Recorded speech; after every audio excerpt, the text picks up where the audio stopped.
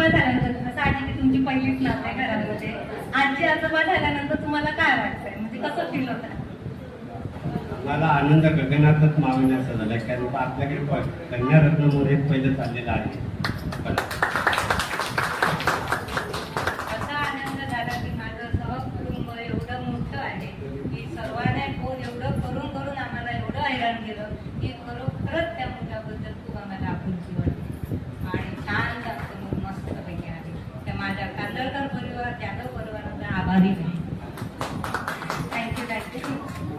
चला, तर बाळ झाल्यानंतर पहिल्यांदा तू हातात घेतलंय, बरोबर आहे? तर मग तुला काय फील झालं बाळाला हातात घेऊन? तुझी पण पहिली नात आहे घरातली.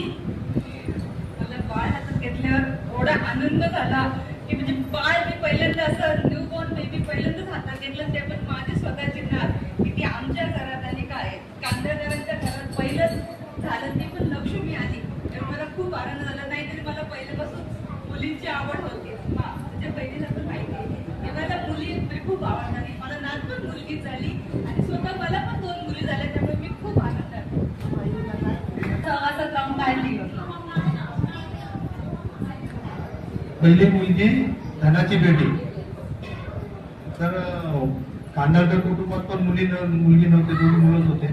ते त्यांना पण खूप उत्सुकता होती आणि मुलगी झाली म्हणून मुलापेक्षाही जास्त त्यांनी आनंद व्यक्त केला आणि आम्हालाही खूप खूप आनंद झाला. कारण प्रत्येकाच्या नशिबात कन्यारत्न नसतं आणि यांच्या नशिबात पहिली धनाची बेटी आली म्हटल्यावर पुढचं सर्व एकदम चांगलं भरभराट होणार आहे मुलीच्या पायगुणात. ठीक आहे.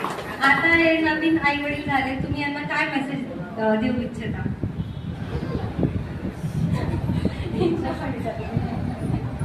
कारण आता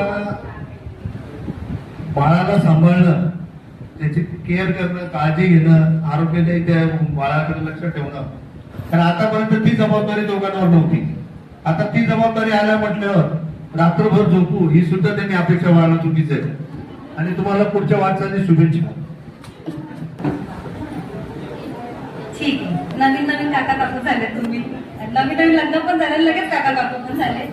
तर तुम्ही हॉस्पिटलमध्ये आले तर नंतर जेव्हा पण तुम्ही बाळासोबत राहिले, तर तुमचा असा कोणता क्षण आहे बाळासोबत की जेव्हा बाळासोबत तुमच्यासोबत नसतं तेव्हा तुम्हाला ते आठवतं?